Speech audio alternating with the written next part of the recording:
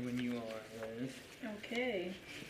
I call to order the Yep. Historic Preservation Commission meeting. Bam. Yeah. Smack it. There you go.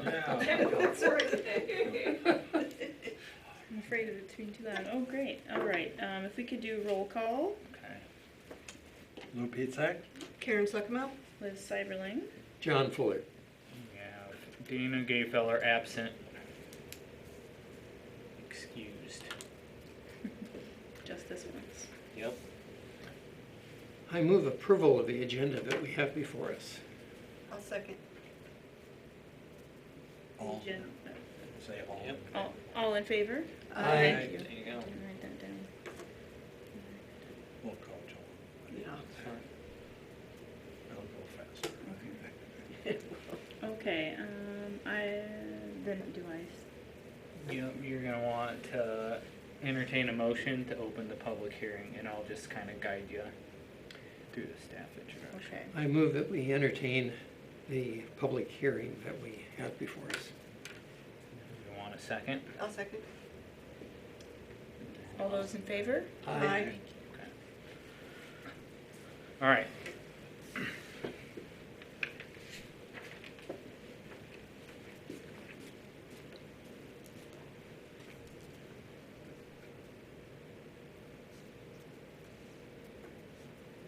Alright, so we are discussing Chapter 25 of the city's Code of Ordinances. That is our historic preservation ordinance. In the packet to commissioners. Anything in yellow is a change or an addition to what was previously in our Code of Ordinance. I'll explain some of those changes. But the summary of changes, primarily the reason for doing this is when we recodified our Code of Ordinances, there were sections of our old chapter that were left out. But it reestablishes our old historic preservation district. So there are no changes in downtown. We do have to notify those property owners, but there's no changes in terms of how we do business. We are just making sure that we have that district established because in our new code, it has gone away the last couple of months. So we're trying to get that back on. This tries to reestablish our non-advisory members. We always used to have Park Service, I guess the Library Museum, and Hoover Foundation, at least non-voting advisory members that would sit with you guys, and that got lost in the transition as well. The two actual changes to make notes of is it establishes an underground railroad historic district to preserve James Townsend's Traveler's Rest on East Main, and then establishes those administrative review rights for historic signage. Authority is given to myself and the chair of the Historic Preservation. That is so that way somebody with a non-controversial window decal doesn't have to wait months on end to get approval.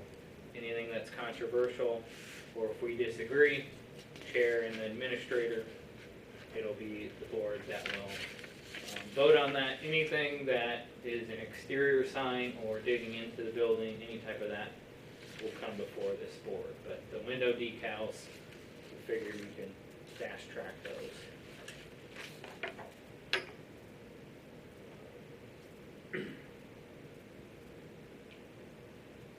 So there is that yellow or highlighted language. I guess I'll let you kind of sift through it.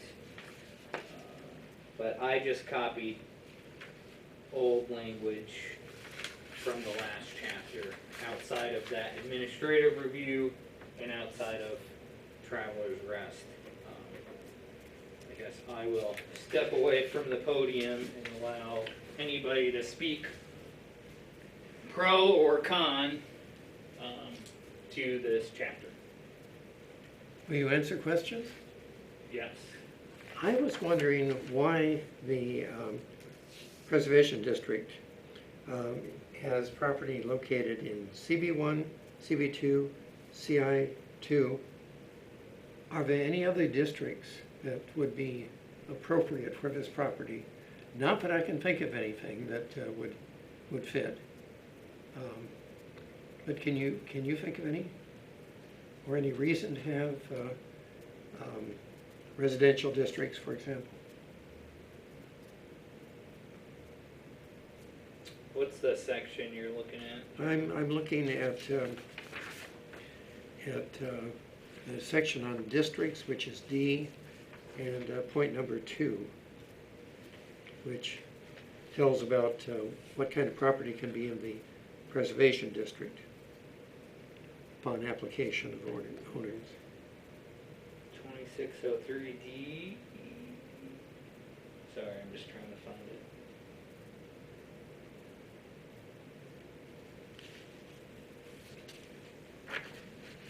It's 2602D, right? Well, it's D and sub 2. Okay. Consists of all those properties located within CB1, West Branch CB2. Historic District. Okay, property located in CB1, CB2, CI2 or C1, the two. I think that's C1, the 2 districts. I think it's an I, but I Yeah, don't know. I think it's supposed to be a 1. Mm. May be included upon application of property. That's going to be your guys' preference. For the preservation district in itself, I'm probably wondering that language was probably selected in the 80s, because I'm going to guess there probably was a residential property really close that Mhm. probably didn't want to be on it. I am not opposed if you guys want to amend this code, this chapter to include residential. That's not going to bother me, but Well, it applies only upon request of a property owner, so I don't think that forces anyone to do anything. But it just seemed to me that it shouldn't be quite as narrow. okay. Okay. So property located in West Branch. Okay. And there's people that have asked from time to time about having their residence Mhm. in a historic district. Oh, well, this would give them the chance. You know. So anyway, that's my thought here. It might be better to be broader rather than excluding some areas. And there's in parentheses C form of application in the appendix. I didn't look at the appendix, but to whom does the property owner apply? To the administrator, to the Preservation Commission, to the... City office itself, and then I would work with the chair on that. Sounds fine.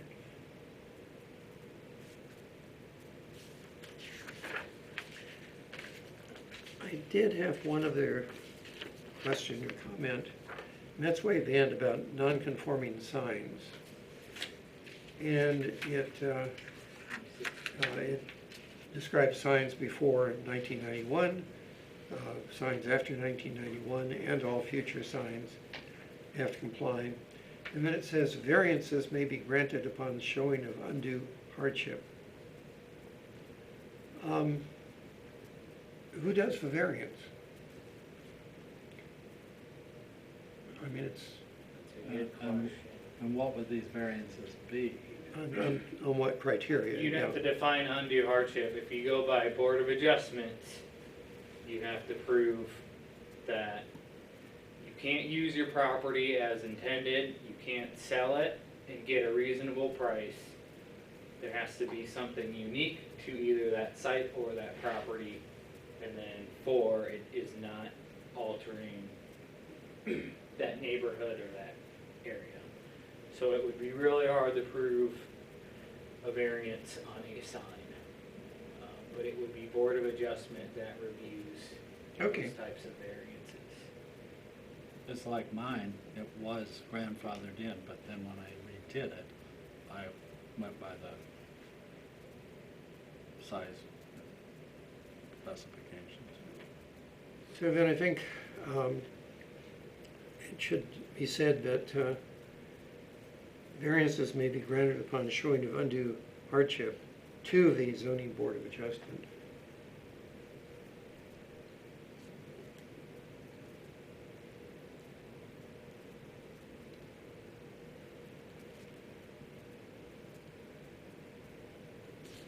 Got it. That's all I've got.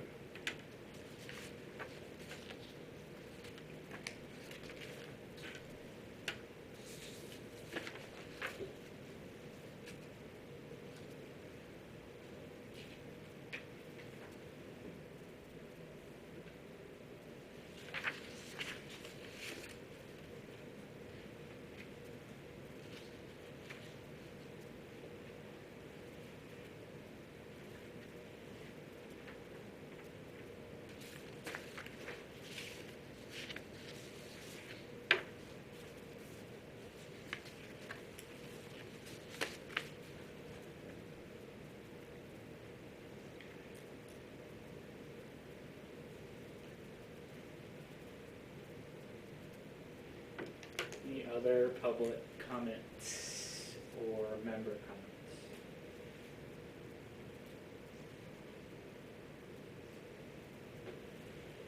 I would motion to close. Liz, I'd motion to close the public hearing, and then you guys can ask further questions. Need a motion from A motion to close the public hearing. So I- moved. And I second, or third. So you say, All those All those in in favor? favor? Aye. I aye, got that much. then you get to bang your gavel once more. Okay, really? There, that's good. Is that better? Okay, So well, great. just as a matter of discussion, I think it's great that we're including Travelers Rest. Gives us opportunities there for funding eventually, and certainly is an important part of the city's history. And I hope there weren't any other things left out of the recodification that have to be fixed. But anyway.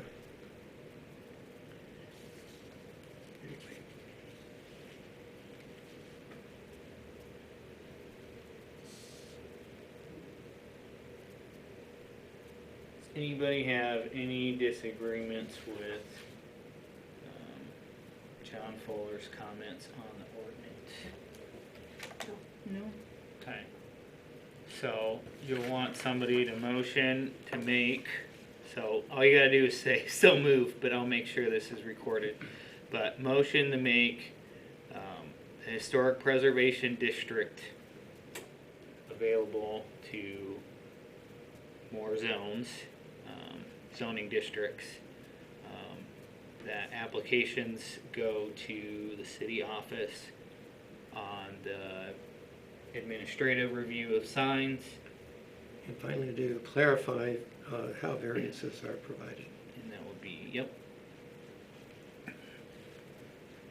So move. Second. All those in favor? Aye. Aye.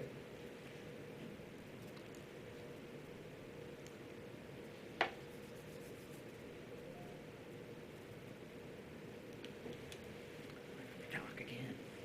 So now we have item 6.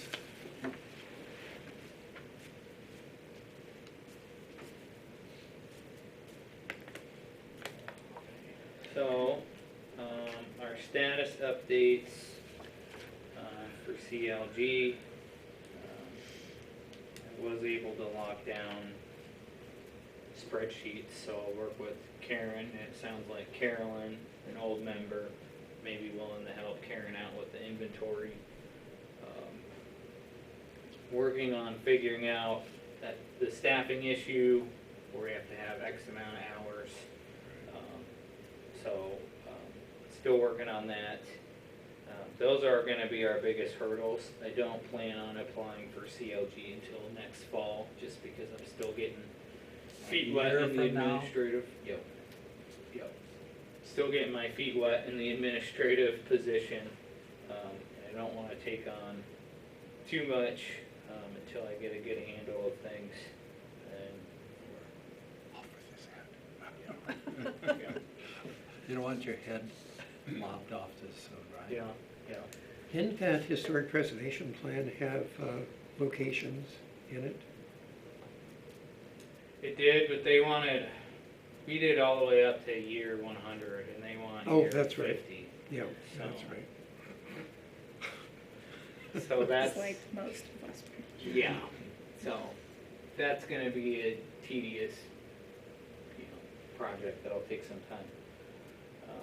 Travelers Rest, there's 2 interested consultants, in terms of getting that on a nomination, historic national registry. It's just working out timelines with them. There's just not a lot of consultants in the state that do that, but there's 2 that are interested in doing stuff later this fall, but I gotta lock that down. Both of them were big on trying to apply for multiple grants from the state, and I think at this point, kinda just want it done, so we can hopefully transfer over to Park Service, if that's the route property owner chooses to go at that point. But that at least gives the opportunity for that to be a public site, when that property may transfer from its current property owner. But until it's a national registered property, and until an act of Congress, Park Service can't start maintaining it. But that's probably our best bet, if we want that to be a public asset, is the National Park Service taking advantage of that, having that here in town. So, but your first step in preserving it is this ordinance, so that way no one can demolish it or can severely alter it at all. So, outside of your paint and things like that, but if you start doing severe alterations, it'd have to come before this board. So, if that passes. I understand that. So, Do you I'm think not planning on anything crazy, trust me. Do you think the Park Service would provide part of the funding to pay the consultant? if you wanna wait 5 years. No. That tends to be the answer I get from Pete a lot. It's 5 years. Maybe something like that, it could be 1 or 2 years, but any type of unexpected, somewhat larger project, it's 5 years. I've talked to him about, even Parkside Trail, if we end up doing something along there. He's trying to put in an application for that, and that's 5 years. That's, 5 years for stuff like that, so.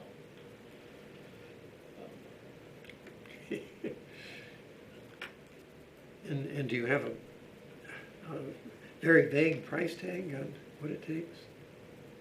So it's just gonna depend on which one we go with, so it's gonna depend on time and quotes, but the 2 are from Coralville, Iowa City area. The rest are, in the state or not around the area. So one's a professor at the university and the other one's from Coralville. So Can we know who they are? I don't have their names Oh, off the okay. top of my head. Okay. So, Are they they're independent or are they with an outfit? Okay. University professor sometimes will, have a student help, but for the most part, it's kind of this side stuff he does. So, sorry, I don't have the names on the top of my head. So, Oh, it's okay. but I wouldn't know. at some point, we'll want to get quotes and final quotes and dates for that, for the donors to select what they want to go with. So I'm just coordinating it. So. And I only asked about the cost just to get a very vague notion of what it takes to do one of these jobs, Yep. in case we have other places that might want to be on the historic register. It's not as hard when you've got documentation. So as long as the stuff that the property owner has, and as long as, you know, I've even had some people email me as they've heard we're trying to do this with their own information. That tends to be the hardest part. The application itself, if you've got the facts to prove it in hand, it's a lot easier. But Mhm. And how long does that process take, like after they apply usually? Do you know? I do not know Okay. off the top of my head. I don't know if they accept them as on a rolling basis. It's, you know, it's one of those things, it's not like it's a grant. You either meet the criteria or you don't. Mhm. So.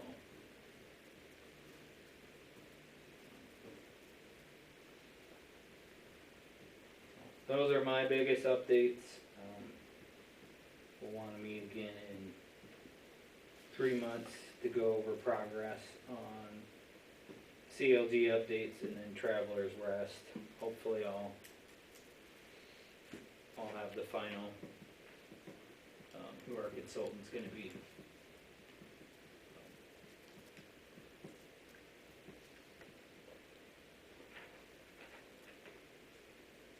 Other last items anyone has?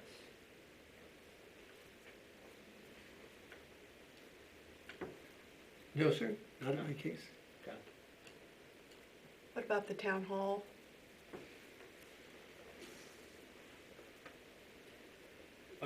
Don't have an issue throwing that in, but that would be up to the donors if they wanna throw that in, so, yeah. So, it makes sense to do two at once, but. So they would have to do all the Oh, documentation I too? see. Oh, okay. Hmm. And That same may with be- Friends Church? That may be where it's harder. Okay. Hmm. If you've got the documentation, and I can have the Wayne consultant. had some of that, He did? started on that I don't building. know what you mean kind of by documentation, like by abstract. Yes, and stories say proving that John Brown was there, or stories proving that slaves were there. Okay, That nature, okay. because they're gonna wanna verify that it's not just somebody who made it up in 1909 and it got carried past through the grapevine, and then everybody thinks that's a fact and it's not. So, I don't want any fake news. Yeah. so yeah, whether it's fake news or not. I think with churches, I think you have to make the argument. I think with Friends, you could probably be okay because you make the argument it's a historically Quaker town. But I think sometimes you have to prove it's a special historical architectural type, or somebody significant, you know, did the architecture design, or it's some kind of materials that aren't used. But I think you can tie it to the local lineage of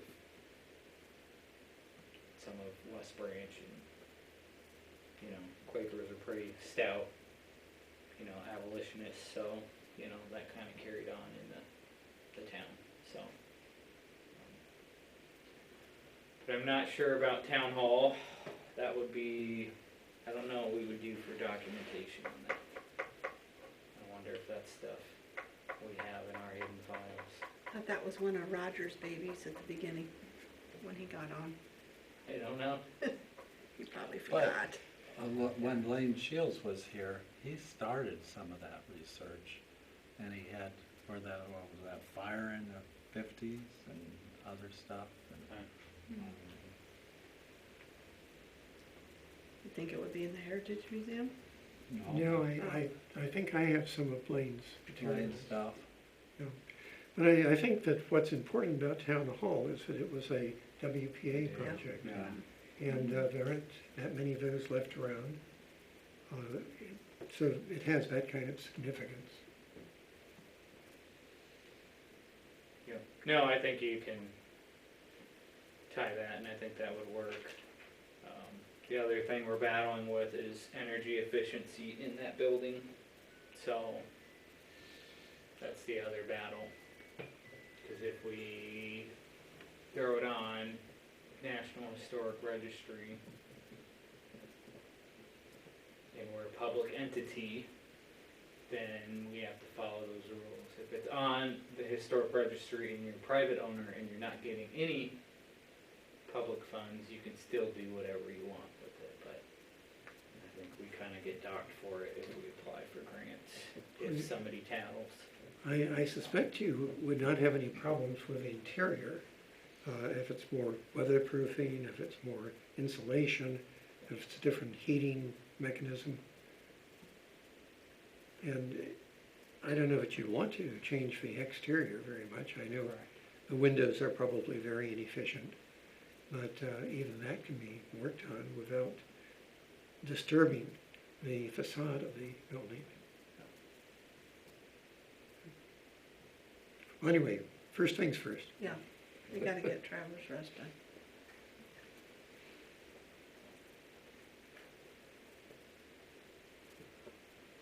To my line.